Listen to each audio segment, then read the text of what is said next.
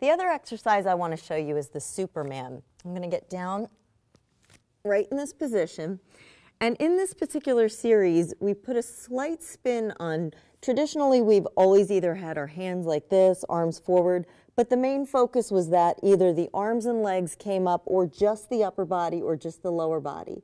The variation that we're going to show this time would be, you can obviously continue to do those that you enjoy, or in addition, have the option of just contracting the body up high like this, and then just lowering the legs and the arms. Notice that my head to my hips did not move, just the arms and legs. So you're in an isolation with the lower back while you contract the limbs around your spine.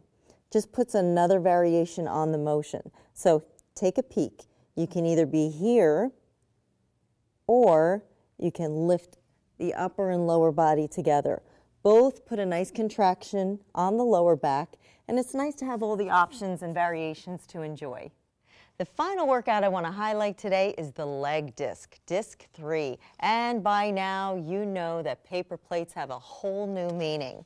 Let me review some of the paper plate options with you because they are so tricky but so effective. But I don't want you to feel that you have to do them if for some reason they're not working for you. So there's actually a beginner, intermediate, and advanced way to enjoy the plate. So I want to run through those options with you. But before I do that, I also want to review the options for plates. As you noticed, people have been discussing different things they can use on different surfaces. I have a few things here. There's furniture movers. The furniture movers come with a slippery side and a felt side for floors or for carpet surfaces. Obviously, this would be for the carpet and this would be for the flooring. There's even fitness products out on the market that cater to a slide workout. So if you have that, you can use that as well.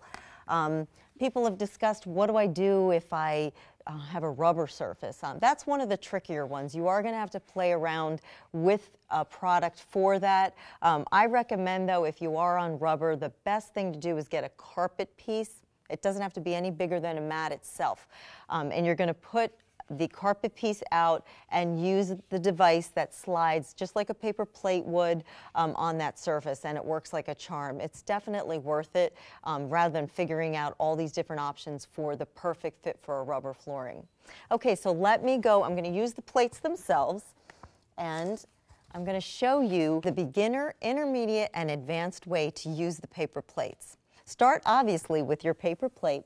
The beginner version will be to just put the ball of your foot right on the plate, and that actually goes for every version.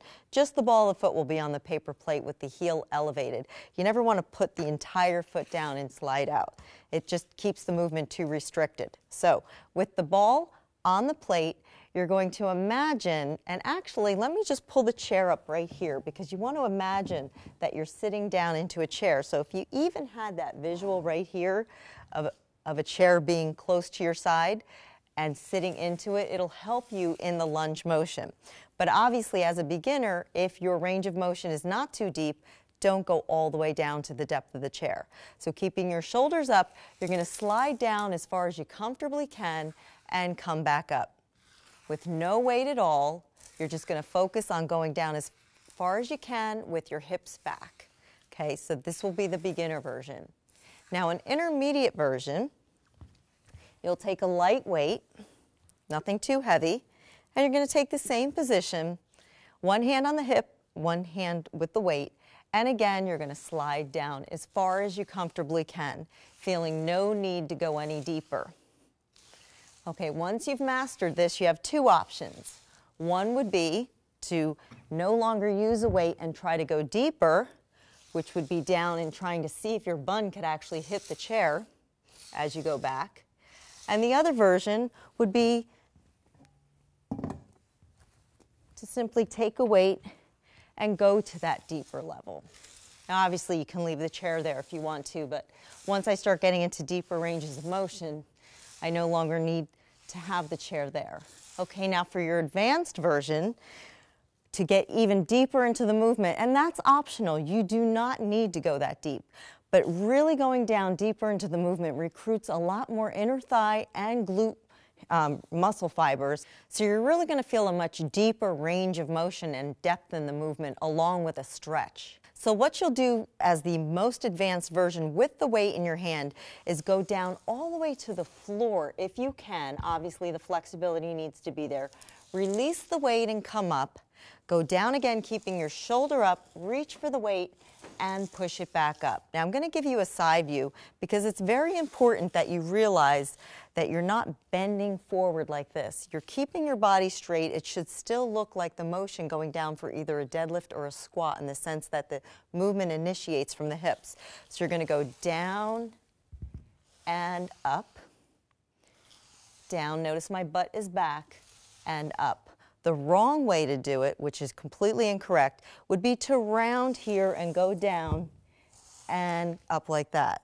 So keeping the body tall, hips going back, think of the one-legged squat, imagine the chair back there, go down, pick up the weight, up, keep the core engaged as well, and up. It's an excellent exercise, as are all of the plate exercises, due to their increased range of motion, depth of movement, and stretch, creating the DOMS that you know so well.